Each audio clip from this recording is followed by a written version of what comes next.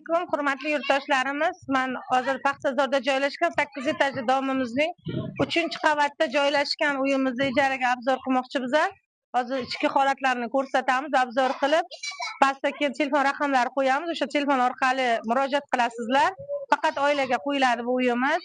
Ichkariga kirib bemalol ko'rishingiz mumkin.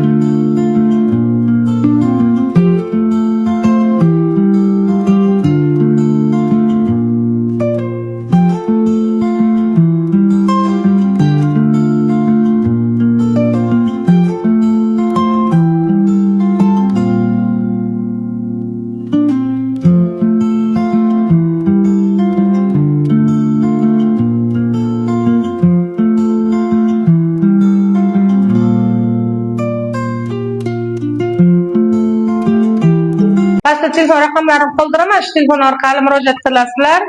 Instagram, Facebook, Telegramlarda o'tib obuna bo'lib qolishlarini so'raymiz.